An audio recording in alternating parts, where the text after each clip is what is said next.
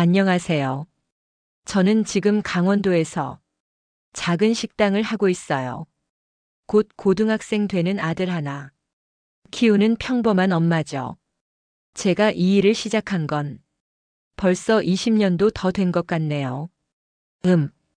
장사라고는 해본 적도 없던 제가 이 길로 들어서게 된 건요. 그때 우연히 만난 한 분 덕분이었어요. 저 원래는 경기도 사람이거든요. 어렸을 때 부모님이 일찍 돌아가셔서 외삼촌 집에서 컸어요. 외삼촌은 이혼하셔서 혼자 사셨고요. 저는 외삼촌하고 사촌 오빠 하나랑 셋이서 살았던 거죠. 외삼촌한테는 정말 감사해요. 잠잘 곳 주시고 밥도 먹여주셨으니까요. 근데 뭐랄까 대화는 별로 없었어요. 무뚝뚝하신 분이라서 말을 길게 안 하셨거든요. 그래서 저도 점점 물어보는 것 자체를 안 하게 됐던 것 같아요. 궁금한 건 혼자 알아서 해결하고 말이죠. 사촌 오빠도 비슷했어요. 3살 위였는데 특별히 친하진 않았어요. 근데 나쁜 사람은 아니었죠. 그냥 관심이 없었을 뿐. 외삼촌이 저를 막 예뻐하셨다면 오빠가 질투해서 괴롭혔을 수도 있는데 그런 일도 없었으니까 그냥 그렇게 지낸 거예요. 크게 불편한 건 없었어요. 말수가 없고 웃을 일이 별로 없었던 것만 빼면요. 근데 초등학교 6학년 때요. 평생 잊을 수 없는 일이 생겼어요. 학교에서 놀이공원으로 소풍을 갔었거든요. 저는 덩치도 작았고 무서운 놀이기구는 하나도 못 탔어요. 친구들 타는 거 구경만 하다가 집에 갈 시간 됐죠. 그런데 그때였어요. 배가 갑자기 너무 아픈 거예요. 화장실 간다고 하면 놀림 당할까봐 몰래 다녀왔는데 돌아오니까 버스가 벌써 떠나고 없는 거예요. 제 외투랑 가방만 자리에 그대로 있고요. 믿을 수가 없었어요. 진짜 없다는 걸 알고 나니까 눈물이 나더라고요. 그때 작은 차 하나가 제 옆에 서더니 한 아주머니가 걱정스러운 얼굴로 저를 부르신 거예요. 얘야, 너 왜 혼자 있어? 무슨 일 있니? 반가워서 그만 차에 가까이 갔어요. 버스가 저 두고 갔어요. 아주머니가 놀라시면서 같이 찾아봐 주셨는데 이미 떠난 버스가 있을 리가 없잖아요. 결국 아주머니가 저를 차에 태우셨어요. 학교 지나가는 길이라고 말씀하시면서요. 저는 고맙다고 인사하고 냉큼 차에 올라탔죠. 그런데 차 안에서 달달한 향이 났어요. 수박 향 같기도 하고 뭔가 익숙한 듯 낯선 향. 그러다 갑자기 또 배가 아프기 시작했어요. 아까랑은 다른 느낌이었어요. 식은땀이 나고 기분이 이상했죠. 빨리 내려야겠다. 그 생각밖에 안 났어요. 아주머니 차 안에서 무슨 실수라도 하면 어쩌나 싶어서요. 인도가 보이길 기다렸다가 급하게 말씀드렸어요. 아줌마, 저 여기 내려주세요. 아주머니가 깜짝 놀라셨죠. 저 배 너무 아파서 화장실 가야 할 것 같아요. 여기서 학교까지는 혼자 갈 수 있어요. 물론 거짓말이었어요. 돈도 없었는데 어떻게 혼자 가겠어요. 근데 그렇게 안 말하면 안 내려주실 것 같아서요. 아주머니가 어쩔 수 없이 차를 세우셨어요. 정말 혼자 갈 수 있겠니? 정말 괜찮겠어? 여러 번 물으셨는데 저는 더 못 견디겠어서 차 문 열고 달렸어요. 그곳이 도서관이었는데 바로 화장실로 들어갔죠. 근데 변기 위에 앉았을 때 깜짝 놀랐어요. 속옷이랑 바지에 피가 묻어 있었거든요. 전혀 예상 못한 상황. 어떻게 해야 할지 아무것도 몰랐어요. 준비되지 않은 제게 예고 없이 찾아온 초경. 엄마가 없는 저에게 그건 너무 무섭고 두려운 일이었어요. 낯선 상황에 눈물이 막 쏟아졌어요. 어떻게 해야 하지? 정말 모르겠더라고요. 휴지로 닦아봤지만 역부족이었죠. 돈도 없고 겉옷마저 버스에 두고 와서 화장실에서 한 발짝도 못 움직이는 상황. 막막하고 무서워서 그냥 울기만 했어요. 시간이 얼마나 흘렀는지도 모르고요. 그때 화장실 밖에서 아주머니 목소리가 들렸어요. 얘야, 너 안에 있니? 아까 차 태워주던 아줌마야. 아직 여기 있어? 귀가 뻥 뚫리는 것 같았어요. 도움을 청할 어른이 나타났다는 안도감. 근데 그래도 너무 부끄러웠죠. 처음 본 사람한테 이 상태를 어떻게 말해요? 기어들어가는 목소리로 겨우 대답했어요. 네. 그 다음은 어떻게 해야 할지 고민하고 있는데 화장실 문 아래로 커다란 비닐봉투 하나가 쑥 들어왔어요.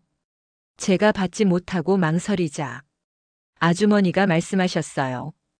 이거 좀 받아서 열어봐. 아줌마가 사왔어. 맞을지 모르겠다. 봉투를 열었을 때 다시 눈물이 났어요. 안에 여성용품이 이미 붙여진 새 속옷이 들어있었거든요. 처음 겪는 상황에 어찌할 바 모르는 저를 위해 아주머니가 그렇게까지 챙겨주신 거예요. 비닐봉투 안에는 갈아입을 새 바지까지 함께 들어있었어요. 제 나이와 행동으로 초경인 걸 짐작하신 아주머니의 따뜻한 배려. 저는 엉엉 울면서 아주머니가 사주신 옷으로 다 갈아입고 난 후에야 밖으로 나갔어요. 문 앞에 아주머니가 여전히 기다리고 계셨죠. 고개를 푹 숙이며 인사했어요. 감사합니다, 아줌마. 진짜 너무 감사합니다. 감사하다는 말보다 훨씬 더 고마운 마음인데 그 말밖에 못했어요. 아주머니가 저를 품에 안고 토닥여 주셨어요. 놀랄 것 없어. 누구나 겪는 일이야. 괜찮아. 그리고는 저를 다시 차로 데려가시면서 말씀하셨어요. 학교에 전화했어. 선생님과 통화했으니 집으로 바로 데려다 줄게. 차에 타자마자 꽃 한 송이를 건네셨는데 처음 보는 꽃이었지만 그 감동은 평생 못 잊어요. 많이 놀랐지? 그래도 내가 발견해서 다행이야. 아줌마가 급하게 아무 데서나 산 꽃이라 별로 안 예쁜 것 같아 미안해. 그래도 소녀에서 숙녀가 된 걸 축하해. 전혀 창피할 일 아니니까. 이제 울지 않기. 얼떨떨한 마음으로 아주머니와 새끼손가락 걸고요. 차는 곧장 출발했어요. 품에 안은 꽃에서 나는 싱그러운 향기는 오래오래 제 가슴 속에 아름다운 기억으로 남았답니다. 집으로 돌아왔을 때 제 현실을 깨달았어요. 나한테 이런 일로 축하해줄 엄마 아빠가 없다는 거요. 외삼촌이 계시긴 하지만 그런 말씀 드릴 수는 없었죠. 어린 나이에는 더욱더 입이 안 떨어졌어요. 그래서 그 아주머니께 더 감사했던 것 같아요. 안 계셨다면 저는 영영 화장실에서 못 나왔을 테니까요. 다음 날 담임 선생님이 저를 불러서 사과하셨어요. 자리에 옷이 올려져 있어서 내가 앉아 있는 줄 알았어. 자세히 안 보고 출발해서 정말 미안하다. 저는 괜찮다고 했어요. 엄청 좋은 아줌마 만나서 안전하게 집에 잘 갔어요. 그랬더니 선생님이 저를 안아주셨어요. 정말 미안해. 어제 아주머니한테 이야기 들었어. 이제 선생님이 챙겨줄게. 배 아프거나 불편하면 꼭 말해. 저는 고개를 저었어요. 괜찮아요. 근데 어제 아줌마한테 너무 고마워서 선물 드리고 싶은데 전화번호 모르거든요. 선생님 아시면 알려주세요. 선물이라고 해봐야 진심 담긴 편지랑 어렵게 산 머리 고무줄 하나가 전부였지만 꼭 드리고 싶었어요. 잠깐 망설이시던 선생님이 그 자리에서 아주머니께 전화를 걸어 저를 바꿔주셨어요. 아줌마 저 어제 너무 감사해서 선물 드리고 싶어요. 떨리는 마음으로 말씀드리니 아주머니가 웃으시면서 주소랑 식당 이름을 말씀해 주셨어요. 학교 끝나면 이리로 와. 긴장되던 얼굴이 금세 환한 웃음으로 변했죠. 제 표정 본 선생님도 환하게 웃으셨어요. 모르는 아이의 곤란함을 다정하게 도와주신 아주머니하고 그 이야기 듣고 따뜻한 말 해주시는 선생님. 엄마 없어서 서러웠던 마음이 조금은 괜찮아지는 기분. 아무리 그래도 엄마처럼 편하게 칭얼거리긴 어렵겠지만 아무도 없는 것보단 훨씬 낫다고 생각했어요. 그때 느낀 감정이요. 뭐라고 표현해야 할지 모르겠어요. 나 행복한 사람이다. 나 지금 너무 기쁘다. 내게 행운이 왔다. 세 가지 다 맞는데 마음 한편으론 이 모든 게 나의 불행에서 오는 거라는 생각도 떨칠 수 없어서 묘한 감정이었죠. 학교 끝나자마자 식당으로 향했어요. 아주머니가 불러주신 곳은 삼계탕집이었는데 노란 간판에 오래된 문짝 열고 들어가니 옛집 특유의 냄새가 났어요. 어서 오세요. 너 왔구나. 앞치마 메고 주방에서 나오시던 아주머니가 저를 보고 환하게 웃으셨어요. 지금 가도 되나? 귀찮아 하시진 않으실까? 망설였었는데 그 환한 얼굴 보니 마음이 놓였어요. 가방에서 선물 꺼내 드렸는데요. 주먹만 한 포장지에 둘둘 감은 머리 고무줄. 아주머니가 보석이라도 되는 것처럼 기쁜 표정으로 받아주셨어요. 그리고는 잠깐 앉아서 기다리라며 팔팔 끓는 삼계탕 한 그릇을 테이블 위에 놓아주셨어요. 닭고기 좋아하니? 삼계탕이 아줌마가 그래도 이 동네에서 꽤 유명한데 내 입맛에 맞을지 모르겠다. 커다란 뚝배기 안에 곱게 놓인 닭고기랑 바글바글 끓는 국물. 당황스러웠어요. 삼계탕 먹을 돈 같은 건 주머니에 없는데 식당 찾아왔으니 당연히 밥 먹고 가는 줄 아시고 해주신 것 같아서요. 근데 아주머니가 제 당황함을 읽으신 건지 제 뚝배기 위로 소금이랑 후추 뿌려주시고 젓가락으로 직접 살을 발라 제 수저에 올려주시며 말씀하셨어요. 아줌마가 웬만하면 안 이러는데 내가 준 선물이 너무 마음에 들어서 그래. 내가 준 선물만 받을 순 없잖니? 아줌마는 미리 준비 못해서 삼계탕으로 퉁치려는데 괜찮지? 아주머니께 드린 작은 선물은 그날 도움받은 게 너무 감사해서 축하받은 게 고마워서 준비한 마음이었어요. 그런데도 아주머니는 그걸 갚는다며 삼계탕을 주신 거예요. 저는 웅얼거리듯 말했어요. 그 선물은 아줌마가 저 도와주신 게 감사해서 드린 거예요. 그러고는 삼계탕을 먹기 시작했는데요. 무척 뜨거워서 입천장 까질 것 같았지만 숟가락을 멈출 수 없었어요. 정말 부드럽고 따뜻하고 맛있었거든요. 중간에 배가 불러서 더 못 먹을 것 같은데도 숟가락을 안 멈췄어요.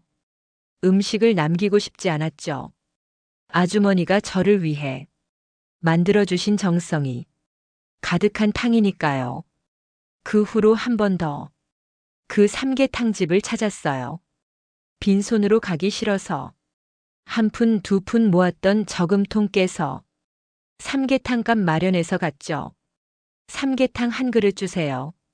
초등학교 6학년 여자애가 혼자 앉아 삼계탕 주문하고 테이블 위에 동전 쌓아놓으니 주변 사람들이 쳐다보기 시작했어요.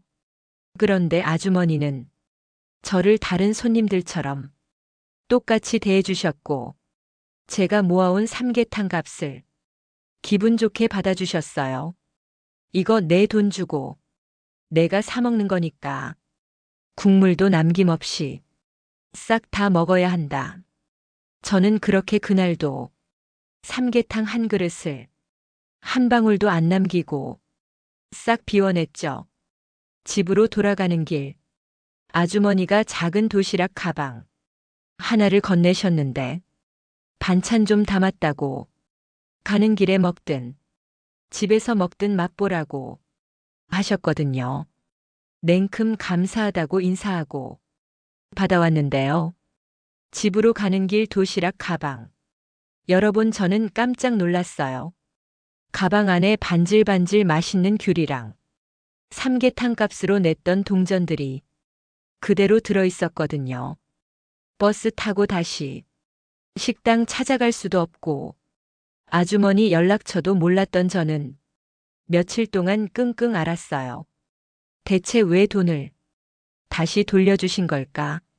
지금 생각하면 13살짜리 코 묻은 돈을 받고 싶지 않으셨던 아주머니 마음이 100번 이해가 가지만 그땐 이해 못했던 것 같아요. 혹시 제가 무슨 실수라도 한 걸까? 그게 아니면 이제 그만 오라는 뜻일까? 뜻을 몰라 혼자 알았죠.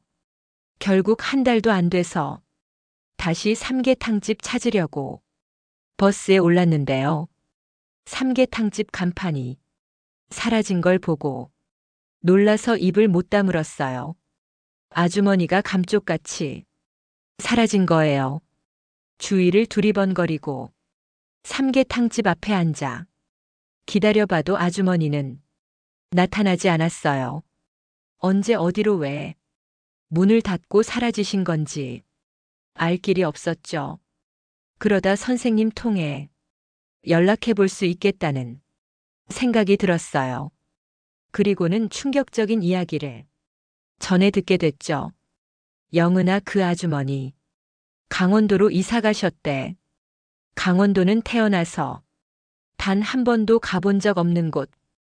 까마득하게 먼 강원도를 당장이라도 찾아가고 싶었지만 저는 고작 13살짜리 어린아이였어요. 커서 꼭 다시 만날 수 있을 거라는 선생님 위로에 그렇게 아주머니에 대한 그리운 마음을 접었죠. 초등학교 졸업하고 아주머니는 영영 제 기억에서 지워지는 줄만 알았는데 6년이 흐른 뒤 고깃집에서 아르바이트 하다가 담임 선생님을 다시 만나게 되면서 아주머니를 떠올렸어요. 선생님이 긴가민가한 표정으로 제가 누구였는지 골똘히 생각하시다가 한 손에는 불판, 한 손에는 수세미 들고 있던 저를 보시고 한숨을 쉬셨거든요. 저를 기억하신 모양이었죠. 너 지금 고3 아니야? 고3이라 한들 저랑은 상관없는 이야기였어요. 사춘기 시절 내내 사촌 오빠랑 외삼촌이랑 한 집에서 사는 게 제대로 된 독립 공간 없이 괴로워서 싫었거든요. 하루빨리 집 나가고 싶었죠. 그래서 돈 벌고 싶다는 생각뿐이었어요. 집 나가서 살려면 돈이 필요했으니까요. 고2 때부터 이것저것 다양한 아르바이트 했었어요. 우유 배달도 괜찮았는데 시급이 마음에 안 들었고 더 힘들고 시급 높은 고깃집이나 야간 알바 같은 게 눈에 들어왔죠. 그렇게 정착한 게 고깃집 아르바이트. 그렇게 제게 잔소리하시는 선생님을 가만히 보고 있으니 문득 그 아주머니가 떠올랐어요. 저는 벌떡 선생님 팔뚝 붙들고 여쭤봤죠. 강원도 가신 그 아주머니 연락처 아직 있어요? 선생님이 그게 누구냐는 듯 한참 이마를 짚으시다가 손뼉을 치시고 핸드폰을 꺼내셨어요. 전화 드려봐. 아직 연락처 있을 거야. 그러면서 이런 말씀도 하셨어요. 세월이 많이 흘러서 어쩌면 연락처 바꾸셨을지도 몰라. 내가 그때 그분한테 얼마나 혼났는지 알아? 다짜고짜 학교에 전화해서 영이라는 애 담임 바꾸라고 하시더니 왜 애를 거기 혼자 두고 왔냐고 부모님 연락처 알려주면 자기가 직접 통화하겠대. 너네 외삼촌 연락처 알려드리면서 사정 말씀드리니 한참 아무 말 없으시더니 어른은 안 계신 거냐고 한마디 물으시곤 전화 끊으셨어. 느낄 수 있었어. 그분이 영희 너를 얼마나 걱정하시는지. 연락드리면 아마 반가워하실 거야. 그 아주머니는 이미 그때부터 제가 부모 없다는 걸 알고 계셨던 거예요. 그래서 그토록 다정하시고 제게 따뜻하셨던 거죠. 선생님 말씀에 용기 얻은 저는 그날 바로 그 번호에 전화를 걸었어요. 신호 얼마 안 가서 누군가 전화 받았고 저는 단박에 알 수 있었어요. 전화 너머 그 목소리에 주인공을요. 다행히 아주머니는 아직 저를 기억하고 계셨고 저는 그렇게 곧장 아르바이트에서 모은 돈 들고 강원도로 향했어요. 너무 즉흥적인 행동이었지만 불편한 외삼촌 집 떠나 정착할 동네를 찾은 것 같은 기분에 몸이 들뜨더라고요. 이제 그만 집 나가서 살겠다는 제 말에 외삼촌은 아무 말씀도 안 하셨어요. 아는 사람이라곤 그때 그 아주머니 단 한 분뿐인 그 동네에 다짜고짜 살아보겠다고 찾아온 저를 아주머니는 내치지 못하셨죠. 너 정말 간도 크구나. 벙찐 채로 저를 바라보는 아주머니를 두고 저는 동네를 샅샅이 뒤지고 돌아다니며 그 동네에서 제일 허름한 방 하나 구했어요. 20살이 됐다는 자신감. 더는 어린아이가 아니라는 자신감. 그리고 살면서 가장 의지가 되었던 어른이 근처에 산다는 든든함이 그곳에 정착할 용기를 심어줬던 것 같아요. 대체 무슨 생각으로 겁도 없이 시골에 내려왔냐? 하신 아주머니께 저는 제 생각을 올바르게 말씀드렸어요. 하루빨리 그 집 나와서 사는 게 제 인생의 가장 큰 목표였어요.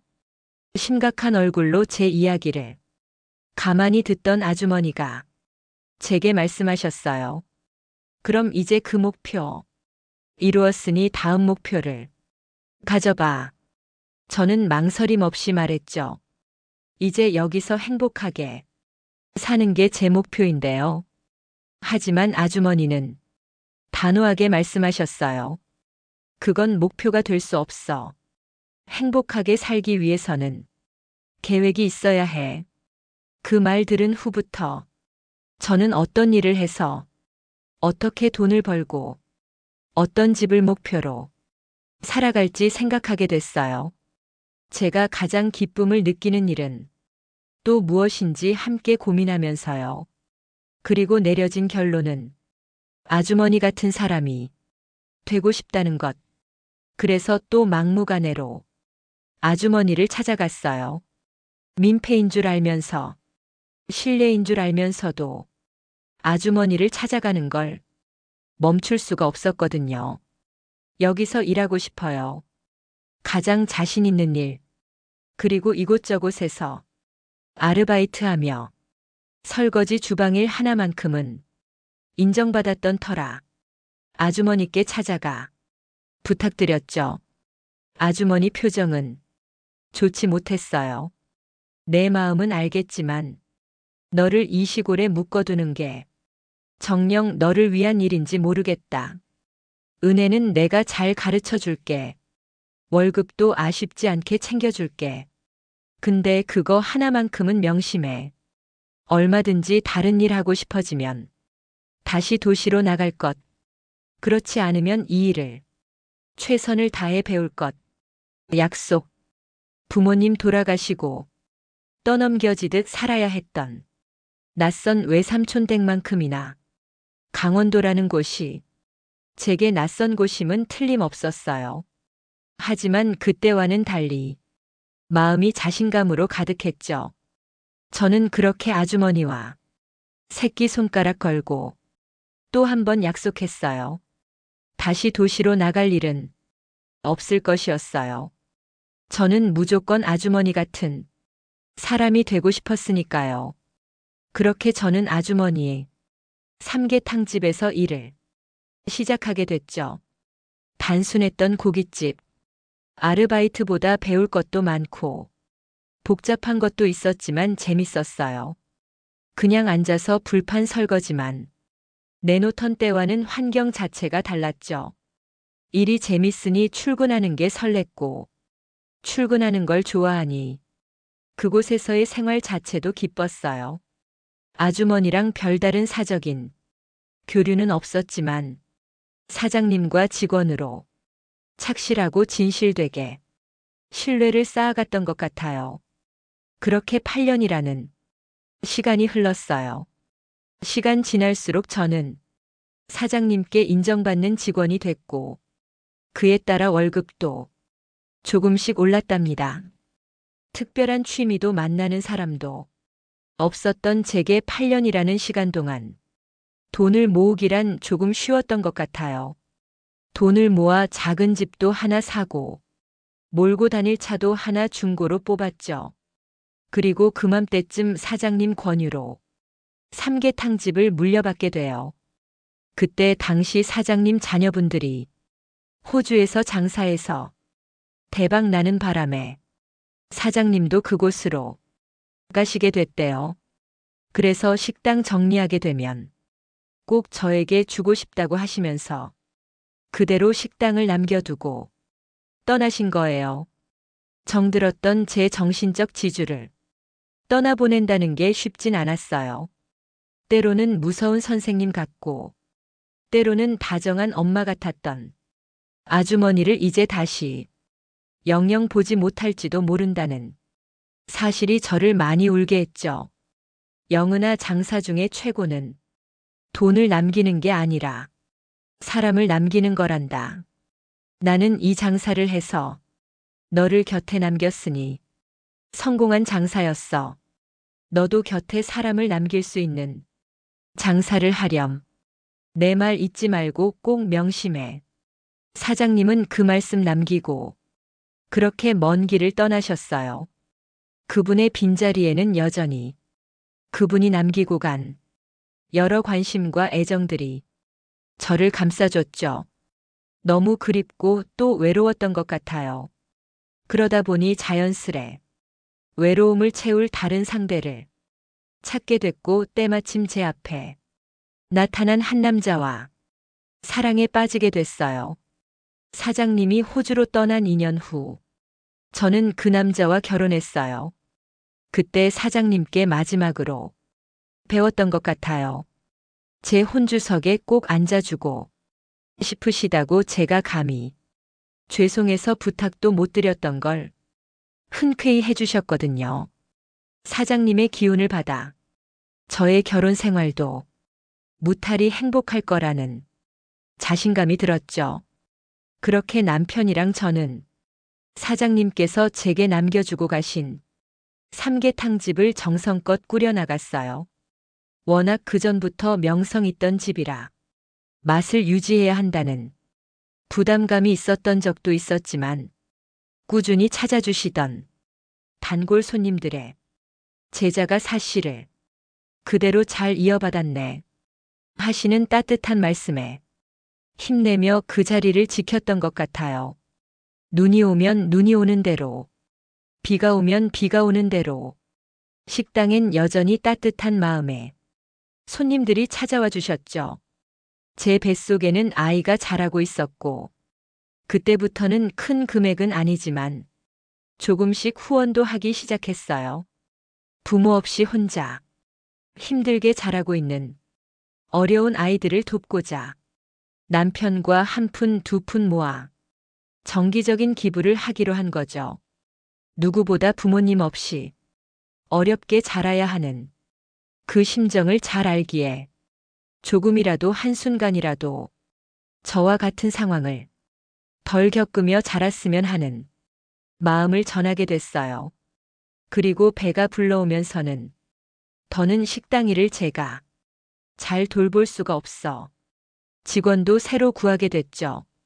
제가 아예 식당에서 자리를 비울 건 아니라서 배우면서 곧장 잘 따라와 줄 직원 있으면 참 좋겠다는 생각이었는데요. 하지만 시골 특성상 진득하게 일할 사람 구하기란 쉬운 일이 아니었어요. 그래서 하늘 수 없이 불러오는 배를 붙잡고 저랑 남편이 계속해서 식당을 굴려야 했죠. 그러던 어느 날의 일이에요. 강원도 특성상 겨울 되면 눈이 참 자주 오잖아요. 출근하는데 눈이 소복히 쌓인 길가에 어떤 아이 하나가 터덜터덜 걸어가고 있는 게 보였어요. 많아봤자 겨우 고등학생 정도 되어 보인 아이였죠. 냅다 차를 세우고 저희는 그 아이에게 물었어요. 얘야, 이 날씨에 혼자 어디 가니? 그랬더니 아이가 도로 끄트머리를 한번 쓱 보고는 시내로 간다고 말하더라고요. 시내라 함은 저희 식당 있는 곳이었고 아이를 마주친 그 길가에서 시내까지는 대략 10km 정도 되는 거리였어요. 폭설이 쏟아지는 엄청난 날씨에 어린아이가 걸어서 갈 수 있는 거리는 아니라는 생각이 들었죠. 그래서 아이를 붙잡고 말했어요. 아마 그 상황에 누구라도 그렇게 하셨을 거예요. 정말 날씨가 좋지 못했거든요. 아줌마 아저씨가 데려다 줄게. 너 걸어서 못 가. 지금 얼마나 추운데. 눈도 많이 오고. 우리도 시내 가는 길이거든. 얼른 차에 타. 차엔 안 타고 완강하게 거절하더군요. 정말 어리둥절했지만 길에 눈 쏟아지는 상황에서 왜 태워주겠다는데도 거절하는 건지 그 옛날 냉큼 모르는 아주머니 차에 올라탔던 저와는 정반대 상황이라 더 당황할 수밖에 없었죠. 저 괜찮아요. 신경 써주셔서 감사합니다. 아이는 멈춰 있는 저희 차 지나쳐 계속해서 앞으로 걸어 나갔어요. 결국 아이 태우는 걸 포기한 저희는 그렇게 찝찝한 마음으로 식당에 도착했죠. 도착하니 시내에는 어느 정도 눈이 녹아 있는 상태. 하지만 여전히 그 그늘진 길가를 걸어오고 있을 그 아이. 생각하면 마음이 편하지 못했어요. 그럼에도 식당 오픈 준비는 해야 했기에 남편이랑 저는 정신없이 재료 준비를 하기 시작했죠. 그리고 모든 준비 마치고 밖에 잠깐 나왔다가 깜짝 놀라고 말았어요.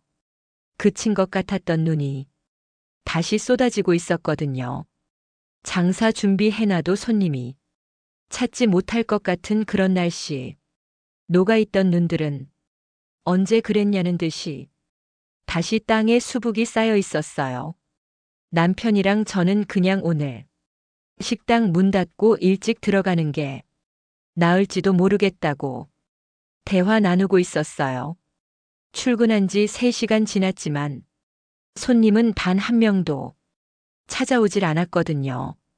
밖에는 눈이 계속해서 쌓여가고 있었고요. 근데 그때 문이 열리고 사람 한 명이 식당으로 들어왔어요. 어서 오세요. 손님인 줄로만 알고 인사 건넸다가 남편이랑 저는 놀라고 말았죠. 식당 문 열고 들어온 사람은 길가에서 만난 그 아이였거든요. 이제야 시내에 도착한 건지 옷이랑 머리에는 온통 눈 맞은 흔적이 가득했어요. 제가 먼저 아는 체하자 아이도 저를 알아본 건지 배시시 웃었어요. 그리고는 제게 물었죠. 혹시 사람 구하시나요? 그 질문이 어찌나 황당하고 당황스럽던지 눈을 잔뜩 맞은 몰골하고 직원 구하냐고 물어오는 그 아이의 해맑은 미소에 저희 두 사람은 놀란 마음을 감출 수가 없었어요. 설마 일자리 구하려고 여기까지 걸어온 거니? 아이는 고개를 끄덕였죠. 저는 우선 아이 몸 녹일 수 있도록 난로를 가까이 당겨주고 담요 하나 건넸어요. 그리고는 몇 살이냐고 물었죠. 겉으로 보기에 너무 학생처럼 보이는데 일자리 구한다고 하니 이상해서였어요. 그리고 역시나 돌아오는 대답은 제 예상과 맞아떨어지더군요. 18살이에요. 그래도 저 잘할 수 있어요. 힘도 세고 일도 잘해요.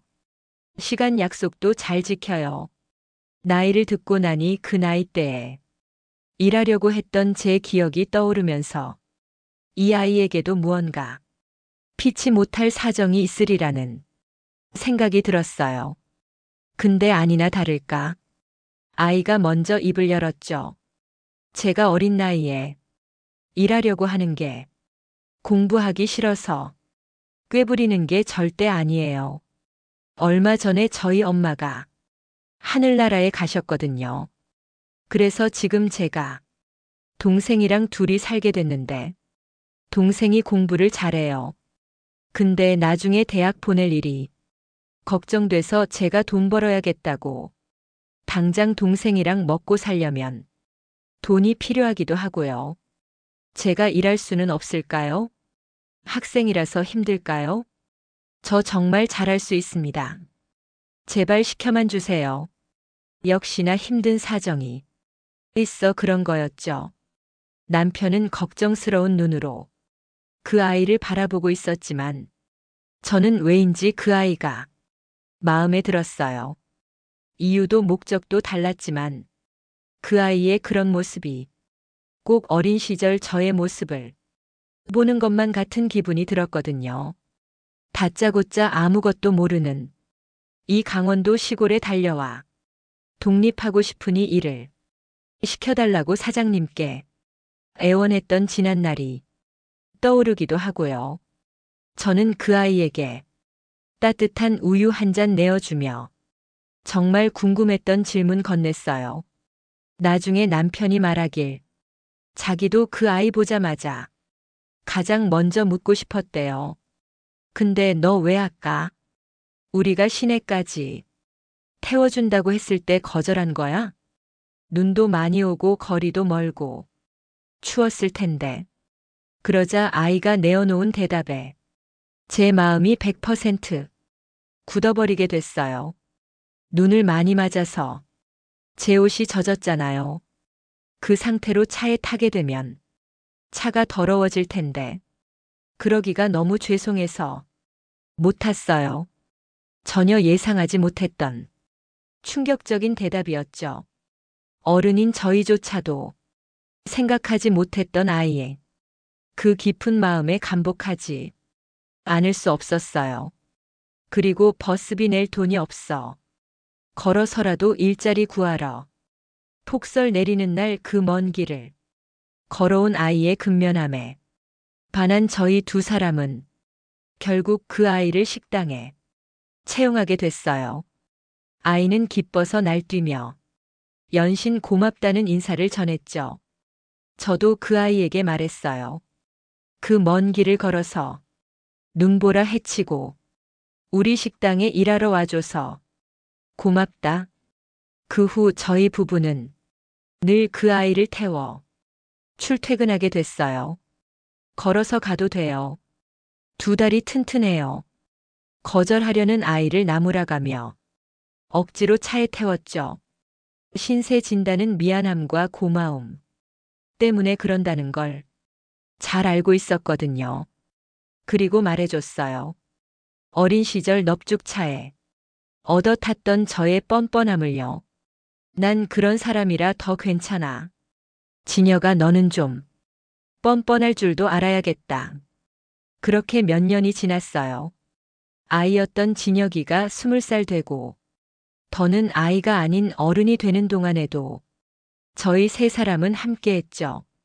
진혁이 여동생이 대학 입학할 때는 꼭 의미 있는 선물 하고 싶어서 진혁이한테 대학 등록금을 지원해줬어요. 늘 거절과 사양이 몸에 밴 녀석이라 그때에도 물론 사양했지만 성의를 받아달라고 우겨대는 사장님 부부 말을 끝내 거역하지 못했답니다. 자기도 똑같이 어리고 철없을 때인데 동생 공부시키겠다고, 동생 대학 보내겠다고 일을 시작한 그 녀석의 마음이 참 기특하지 않나요? 저는 참 기특하고 예뻤어요. 그리고 그렇게 그 녀석을 예뻐하는 동안 제 뱃속에 있던 아들 역시 건강하게 태어나 무럭무럭 자랐고요. 그리고 진혁이랑 저희 다른 점을 발견할 수 있었답니다. 뱃속에 아이가 태어나고 크는 동안 자리를 오래 비워야 했던 저를 대신해 남편과 함께 일하던 진혁이는 그저 배운 대로 시키는 대로만 잘 따르던 과거의 저와는 확실히 차별화된 직원이었어요. 개선할 점을 찾아오기도 하고 평범한 메뉴의 새로운 시도를 해보고 싶어 하기도 했죠. 그런 진혁이 덕분에 따분했던 저희 식당 메뉴에도 새로운 바람이 불었어요. 비록 시골 한가운데 위치한 작은 식당이었지만 색다른 메뉴가 생기니 발길이 뜸했던 손님들의 관심도 다시 되찾을 수 있더라고요. 그렇게 수년을 그 녀석과 함께 일했네요. 그 녀석이 없으면 식당이 허전할 정도로 그 녀석은 저희 부부가 진심으로 아끼는 직원이었어요. 그러다 어느 날 녀석이 다른 식당을 직접 해보고 싶다고 저희에게 말 꺼냈을 때 무척 서운하기도 했지만 그만큼 다 큰 어른이 됐다는 게 신기하고 뭉클하기도 했죠. 그리고 어쩜 그 녀석이라면 저희 품 떠나서도 잘해낼 거라는 확신이 들었고요. 그 녀석은 그렇게 저희 식당 떠나 시내 곳곳에 가게를 늘려가기 시작했어요. 식당도 있었고 커피숍도 있었고 그 녀석의 손길이 닿으면 신기하게도 손님들이 줄을 섰죠. 가난해서 차비가 없어 눈길을 걸어가던 아이가 이제 어디 가서 꿀리지 않을 부자가 됐어요. 그런 녀석의 모습 보며 저는 여전히 저의 어린 시절을 떠올리게 돼요. 다른 종류지만 저도 그 녀석 못지않을 부자가 되어 있거든요. 사장님께서 말씀하셨던 성공한 장사라는 게 뭔지 이제 알 것 같아요. 장사 중에 최고는 돈을 남기는 게 아니라 사람을 남기는 거란다. 그 말씀이요. 곁에는 돈과 비교할 수 없는 좋은 사람이 남았으니 제 장사는 성공한 장사인 거겠죠. 지금까지 사연 들어주셔서 감사합니다. 재밌으셨다면 구독이랑 좋아요 눌러주세요. 감사합니다.